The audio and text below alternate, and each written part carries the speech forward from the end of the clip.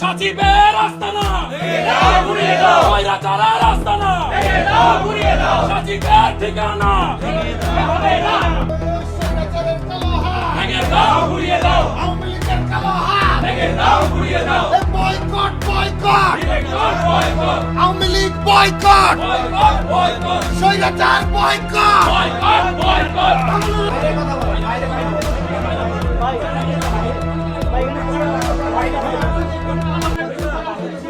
লেনদেন হয়নি। আমার ব্যাংকে দেখেন কোন লেনদেন হয়েছে কিনা, কিন্তু ব্যাংকে ইয়েতে দেখেন। আমাদের কাছে একটা স্টেটমেন্ট এসেছে, স্টেটমেন্টের এগেইনস্টে আপনার যুক্তি কি? তাহলে তারা তো বলছে যে এখানে যথেষ্ট স্টেটমেন্ট আমাদের কাছে দিয়েছে, এখানে প্রিন্ট দিয়েছে, আমাদের কাছে পিডিএফ ফাইল আছে।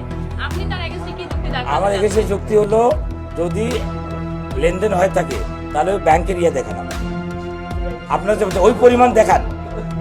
আমি কিভাবে নো এটা ভুল না, এটা ভুল, এটা অনেক কিছু ইয়া হতে পারে।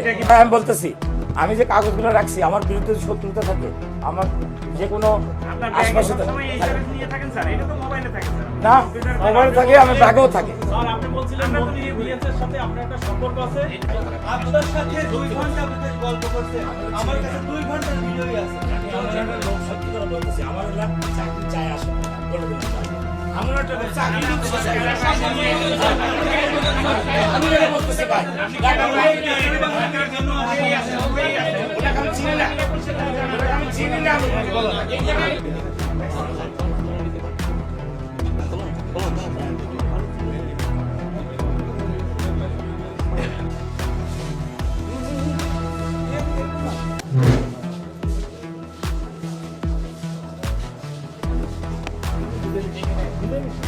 জনাব তারেক রহমান উনি একটা কথা সবসময় বলেন যে বাংলাদেশে যারা অতীতে স্বৈরাচারের দোসর হিসেবে বিভিন্ন কার্যকলাপে অংশ নিয়েছে কিংবা তাদের সহায়তা করেছে, তাদের কোনো জায়গায় পুনর্বাসনের কোনো সুযোগ নাই। আমাদের হাতে যথেষ্ট তথ্য প্রমাণ আছে। আমরা ওনাকে আগেও বলেছিলাম যে স্যার আপনি জয়েন করেন না, জয়েন করলে এখানকার যারা জাতীয়তাবাদী আদর্শের চিকিৎসক আছে, সাধারণ ডাক্তাররা আছে, তারা আপনাকে কোনোভাবেই অ্যাকসেপ্ট করবে না। এর প্রেক্ষিতেই আমরা গত 2 দিন ওনাকে বলেছিলাম, আলটিমেটাম দিয়েছিলাম, বাট উনি গায়ের জোরে এর আগেও আসছিলেন, এখনও উনি বহাল থাকার চেষ্টা করছেন। এই জন্যই আমাদের আসলে আসা। আমার 2017 সালের 5 নভেম্বর আমার এই গালে এখনও দাগ আছে। ফেসিস্ট তারা যখন ছাত্রলীগের যারা সহচর ছিল তারা বেধড়ক পিটিয়ে আমাকে আহত করে, এবং আমি আমার ক্যাম্পাস লাইফ 2013 সালের পর থেকে আজ পর্যন্ত এখনও হলে অবস্থান করতে পারি নাই।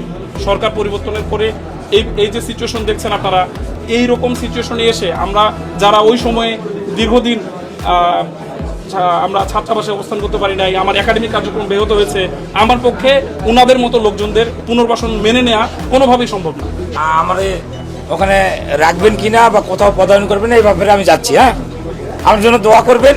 আমি সরকারি কর্মকর্তা, হ্যাঁ সরকারি কর্মকর্তা হিসেবে যেখানে দিবে সেখানে ইনশাল্লাহ আমি যাব। অনেকে যে অভিযোগটা করছে, আচ্ছা অভিযোগ করুক, ওগুলো অভিযোগের তো করতেই পারে একটা মানুষ। এর আমি উত্তরও দিচ্ছি, পরবর্তীতে আপনারা ইয়ে করেন, মানে অভিযোগের প্রেক্ষিতে আমি যেটা উত্তর দিলাম, ওনাদের উত্তর দিলাম, এটার ইয়েতে একটা মাঝখানে একটা সলিউশন আছে। কিন্তু আপনি তারা বলছেন যে আপনি একবার বলছেন বগুড়া, কিন্তু আপনার বাড়ি হচ্ছে নওগাঁ। হ্যাঁ, আমার বাড়ি নওগাঁ, কিন্তু বগুড়া হচ্ছে 25 বছর থেকে আসি, ওখানে বাড়ি করছি, ওইভাবে আমি আসি। সেকেন্ড হোম থাকতে পারে না, সেকেন্ড হোম।